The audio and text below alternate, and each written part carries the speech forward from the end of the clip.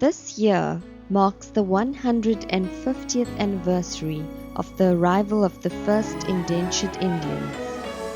The first ships arrived in November 1860. The voyage in those days took an average of 45 days from Madras and 54 days from Calcutta.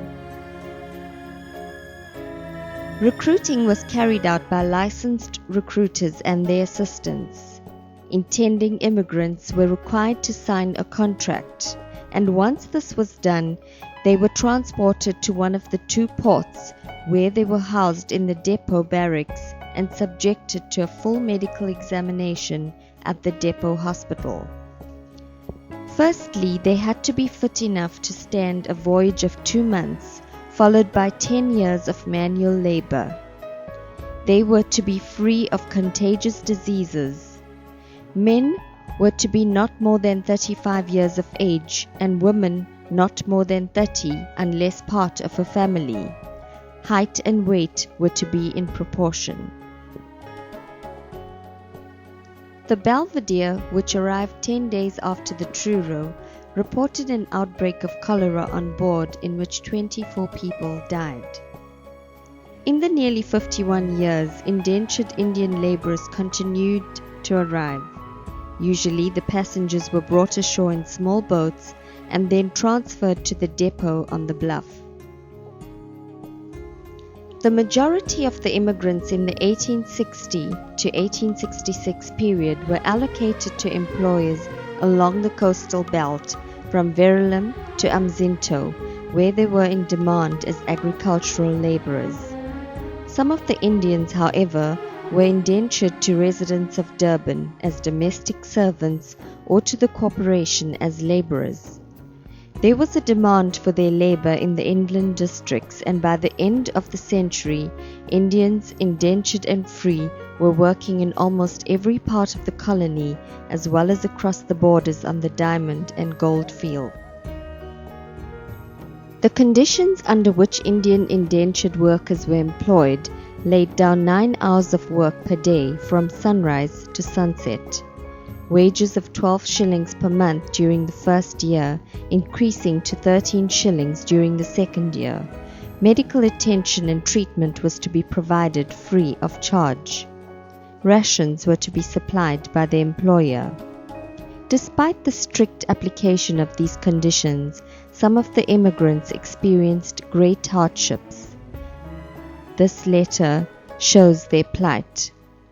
The letter reads as follows. To the Protector of the Indian Immigration, Durban. We, the undermentioned Indians, are undergoing great hardships. We have not received our rations, such as rice, dal, oil, and salt. We have not received wages for 4 months. We have only received 10 shillings. We start work at 5 a.m. and return home at 8 p.m. We work on Sundays and don't get any extra. We are like dogs without a mouth. We are afraid to ask our master for anything for fear of being assaulted. If we don't get a reply to our letter, we shall be coming down to see you. In 1874, a new set of regulations was implemented to eliminate some of the problems. By the 1880s, there were considerable numbers of free Indians in Natal, in addition to the indentured, and they were engaged in many types of occupation: agricultural, technical and commercial, skilled and unskilled. As agricultural workers, they were employed on sugar estates, tea and coffee plantations, and on dairy farms. They soon had the monopoly of market gardening in the vicinity of towns, delivering their produce to the market, selling it on the streets, or hawking it from house to house in panniers. More technical occupations were followed by Indian workers in tea and coffee factories, tobacco and cigar factories, in tailors' shops, in quarries, and in collieries in northern Natal. They were also employed in wattle plantations, where they stripped the bark required for tanning, and as shepherds on upcountry farms. At Port Natal, they worked as stevedores for the African Boating Company, forming the bulk of their labor force. The first Indian laborers employed on the railways were imported from Mauritius by the railway company at the end of the 1870s, but it was not long before indentured laborers were working in large numbers for the Natal government railways. Many of these men had formerly been employed in railway construction in India and were specially imported into Natal because of their experience or skills. Indian families as well as single men were accommodated on site in places like Pinetown, Ladysmith and as far as Charlestown, while the line to the Transvaal was being constructed, and overall the Natal Government Railways was the largest single employer of Indian indentured labour.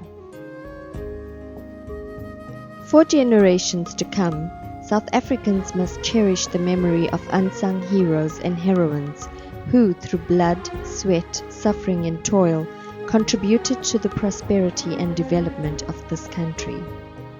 The Indian community of today has no reason to hide its light under a bushel.